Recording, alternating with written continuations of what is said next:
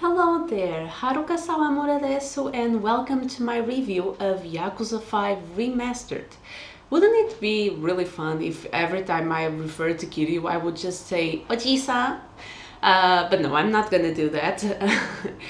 So, as you can see, I decided to do more or less of a cosplay because my hair isn't really the same as Haruka because she has pretty dark black hair. But so I would need a wig, and she has, she has a different hairstyle too because she has bangs. But I do hope you enjoy this and all the content I've made for her. And I didn't enjoy Haruka at all in this game, as you can see. But let's go by parts.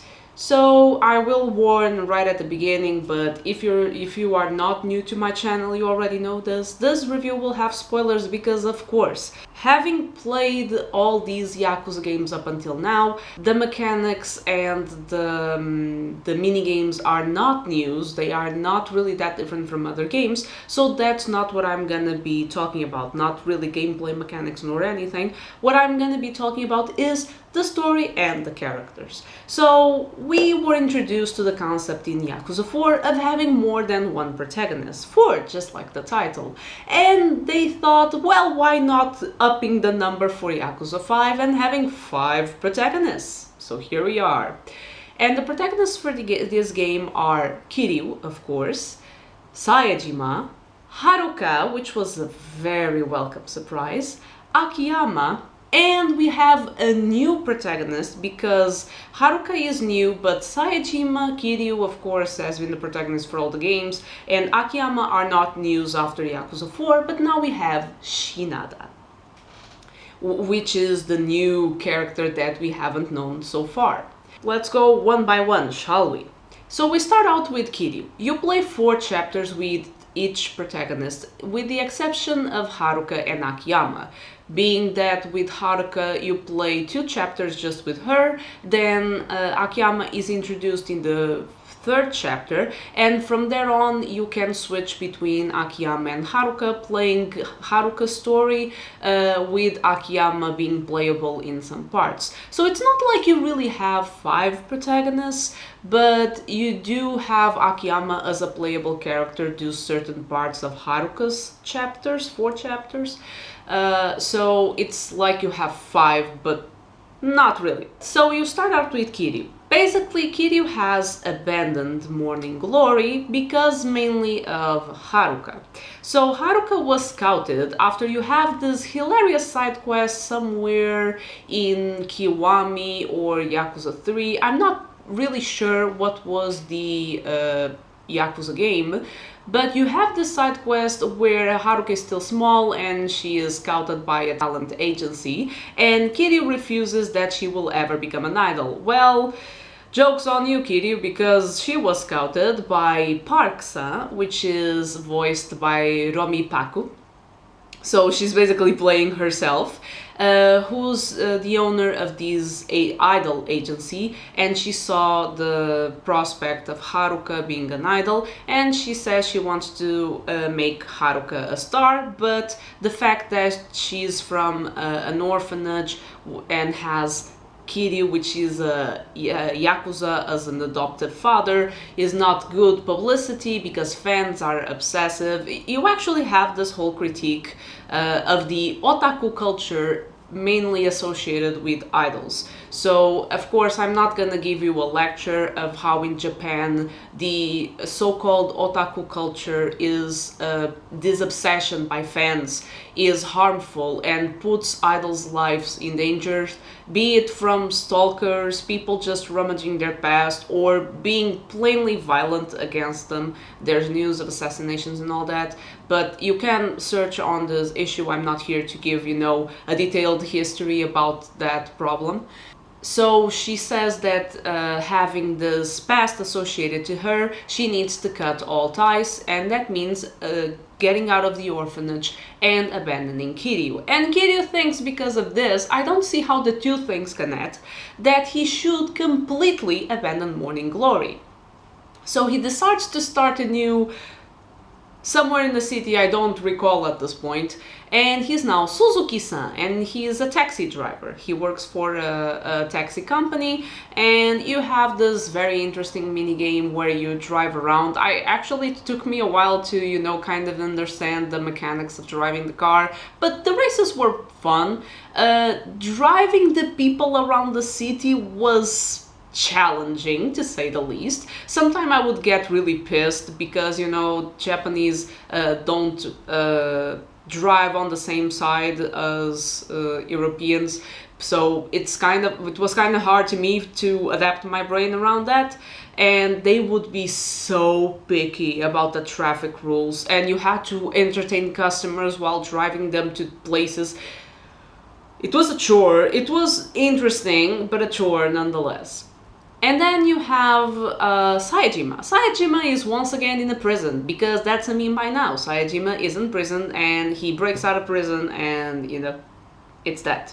He's in a prison, he has this group of prisoners that he bonds with, and he ends up getting out of prison because people in there are targeting him. He gets wind of the news that Majima was killed, and he decides to try to see if this is true or not, because he doesn't actually believe that someone was capable of killing Majima.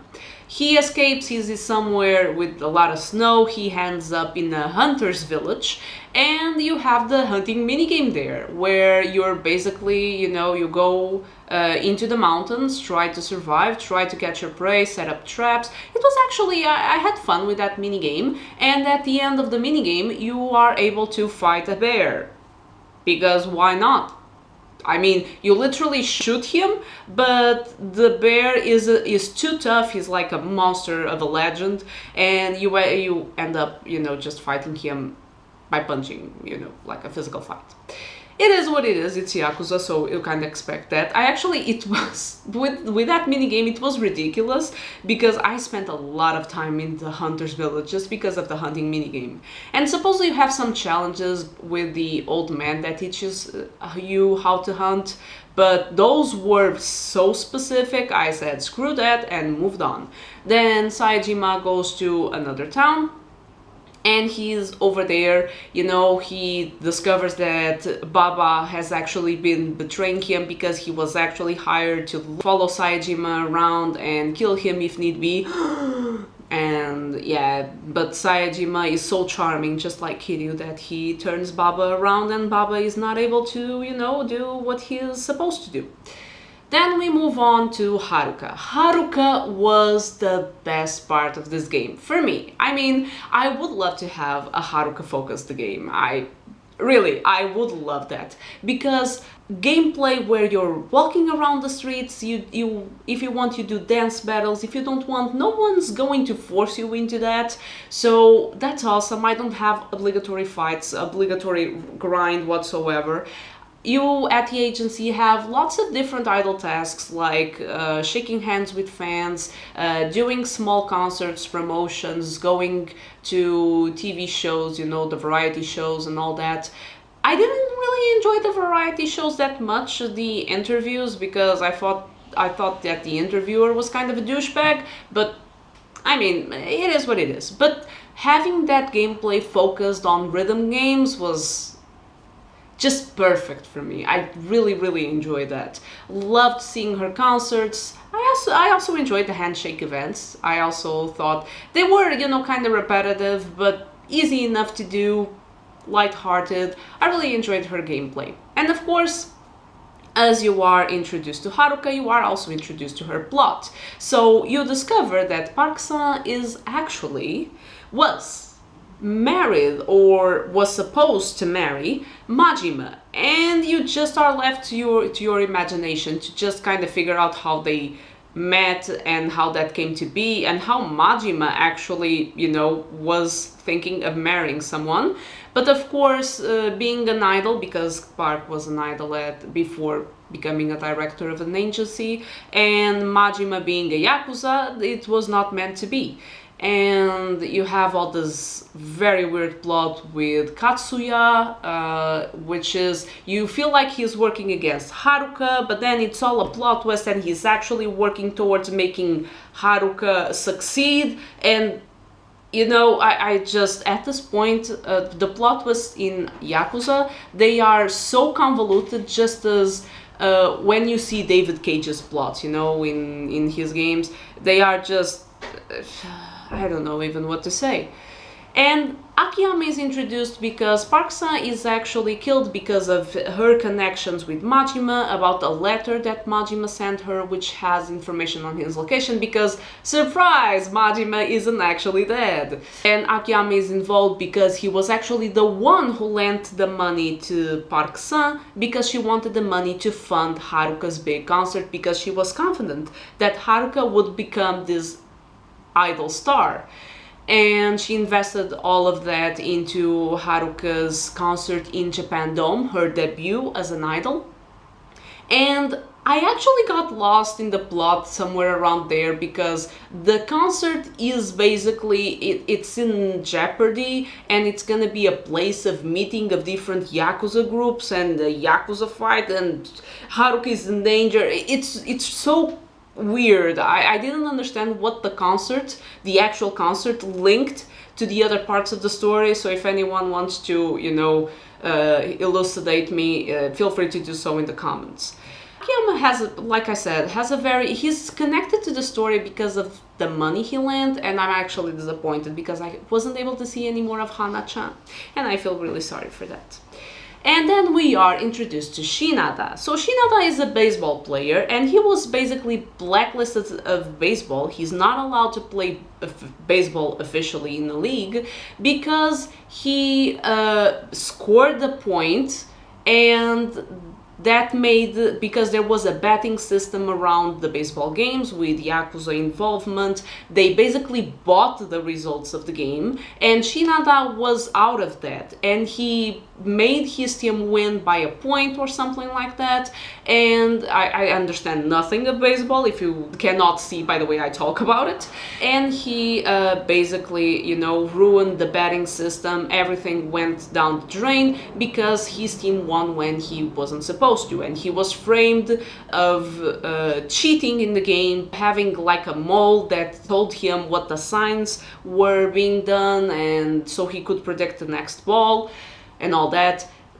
Shinada is very dumb, but he's very smart when it comes to baseball, and you see that it's his area of expertise. I also enjoyed the baseball minigame a lot. I did all the side quests, all the minigames associated with the characters, I did all of them, because their minigames were really well done, really entertaining, and they had plot around it, so you could understand a little bit more of the characters and their paths. Except for Kiryu. Kiryu is the racist thing, and it's just because a group of racers decided to take an interest in him, and he's basically forced into the races.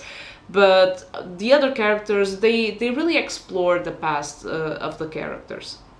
So yeah, it's one more of those games where, you know, everything of course starts to branch together. Daigo has disappeared, but he contacts Shinada to investigate what actually happened with the baseball game where he was taken out of the leagues. Daigo disappears to protect himself. Kiryu gets in contact with Madarame, which was one of the Yakuza that were in contact with Daigo because he wanted to unite. Tojo Clan was once again in crisis, and he was making negotiations with Madarame. Madarame sent his daughter to kinda, you know, keep an eye on Kiryu. She ended up falling in love with him because Kiryu is so charming. And yeah, then the final boss is Aizawa, which for me was the most anticlimactic thing ever, because Aizawa is like this goofball that appears from the beginning and is interacting with Kiryu on and off, and he's like a surprise boss. Don't get me wrong, his boss fight was a pain, it was so tough to do, it was a real challenge, but it didn't make sense to me. I mean, I was really, just looking around in the game and questioning myself, what is going to be the boss of this game? But I thought it was underwhelming, even though the boss fight was pretty nice to do. Baba ends up being redeemed because he's not... he pulls off of the assassination of Haruka thanks to Shinada, Akiyama, a joint effort of our protagonists, and all ends well. I don't think there's much more to say. I won't say... For me, Yakuza 5 is saved by how interesting it is to play with each protagonist, and their mini games that expand their stories. Yakuza 5 for me, the most memorable thing is playing with Haruka. Seeing her story, seeing this cute little girl that is now a little bit more grown up and she has her own personality, dealing with her own struggles, having the rhythm games all the time, that for me was the highlight of Yakuza 5. The story, it's a little bit more of the same. The Tojo clan is in crisis, people are going, either disappearing or, they are in danger, and they try to relate the story of each protagonist, and I'm not sure it works.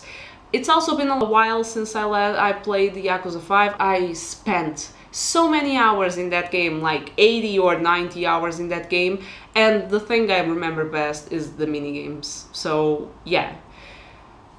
Oh, we cannot forget the dude, Watase, who was obsessed with Kiryu, because we always need to have someone who is obsessed with Kiryu. And I like his energy. He's like a Kuze of this game. He's obsessed with the old ways of Yakuza, and Kiryu represents is the embodiment of that. And of course, Kiryu can never stay, retired from the Yakuza a lot of time. He always comes back, so it is what it is.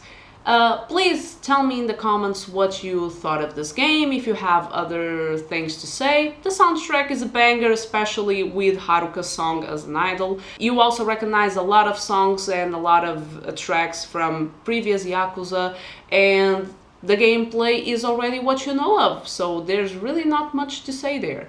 So, share your favorite moments, please. If you enjoyed this content, like the video, subscribe, and don't forget to share whatever you think I have missed and what I should mention next time. So, thank you so much, and may music always be your life force.